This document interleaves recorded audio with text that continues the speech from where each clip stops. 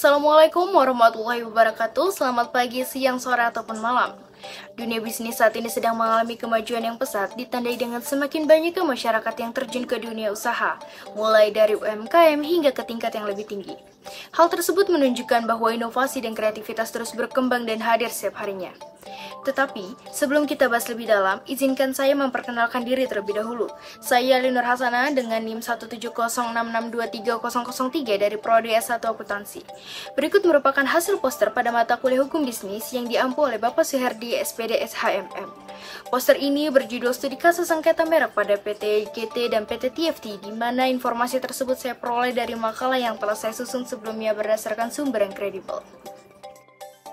Baik, selanjutnya kita akan membahas lebih dalam mengenai kasus ini, yaitu pelanggaran merek yang dilakukan oleh PT GT terhadap PT TFT. Sebelum masuk ke dalam pembahasan, sebenarnya apa itu pelanggaran merek? Pelanggaran merek adalah seseorang atau badan yang menggunakan merek identik atau mirip dengan merek yang telah terdaftar secara resmi oleh pihak lain dan menggunakannya tanpa izin atau hak dari pemilik merek terdaftar tersebut. Lantas, kenapa PT TFT mengajukan gugatan kepada PT GT? Berikut latar belakang. PT KB melakukan merger dengan PT T menjadi PT GT dan melahirkan nama perusahaan Goto. Di sisi lain, PT TFT telah mendaftarkan merek tersebut kepada DJKI. Oleh karena itu, ketika dia mendengar hal tersebut, PT TFT segera mengajukan gugatan karena merasa ada kemiripan dengan Goto miliknya. Sebelum lanjut ke dalam permasalahan, berikut adalah landasan filosofis, sosiologis, dan yuridis terkait kasus pelanggaran merek. Baik, kita akan membahas mengenai landasan filosofis terlebih dahulu. Dalam landasan filosofis terdapat dua hal, yakni prinsip keadilan untuk melindungi merek dagang dan mencegah oknum menggunakan merek yang identik untuk mengambil keuntungan secara tidak sah. Dan yang kedua adalah kepastian hukum, yakni akan memberikan rasa aman dan terlindungi, serta membantu pelaku usaha untuk memahami hak dan kewajiban mereka terkait dengan merek dagang. Selanjutnya, kita akan membahas mengenai landasan yuridis. Dalam landasan yuridis, yakni berdasarkan Undang-Undang Nomor 20 Tahun 2016 tentang merek dan indikasi geografis.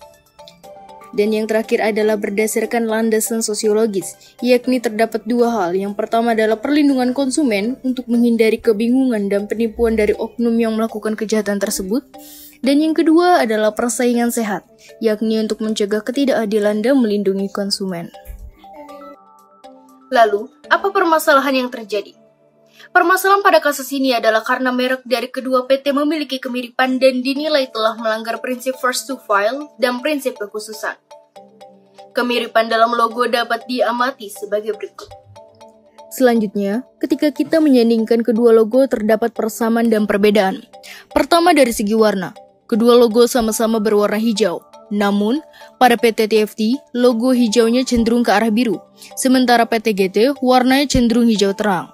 Kedua, dari segi huruf, PT TFT dan PT GT sama-sama mempunyai jumlah huruf sebanyak 4, yakni G, O, T, O.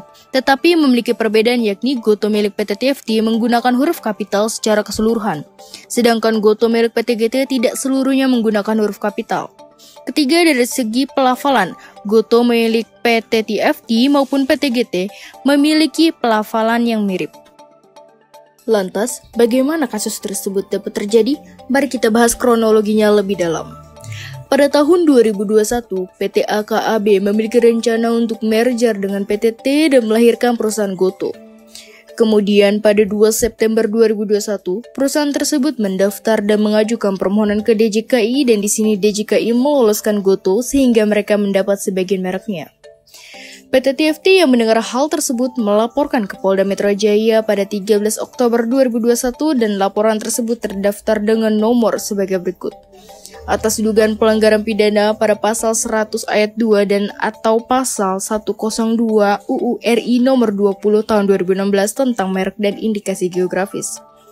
Laporan tersebut berlanjut hingga ke Pengadilan Negeri, yakni Pengadilan Negeri Jakarta Pusat dengan nomor perkara sebagai berikut pada 2 November 2021.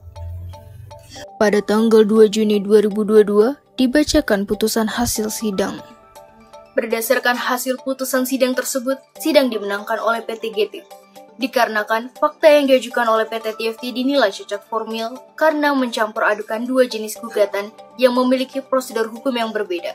Dan karena status permohonan yang diajukan PT GT masih dalam proses, maka gugatan seharusnya diajukan kepada DJKI, bukan diajukan kepada pengadilan yang tidak berwenang. Terkait dengan kasus tersebut, kami memberikan solusi kepada para pelaku usaha atau perusahaan yang ingin mendaftarkan merek, yakni HKI. Harus melakukan penelitian terlebih dahulu sebelum mengajukan permohonan. K. Konsultasikan dengan ahli dalam bidang HKI.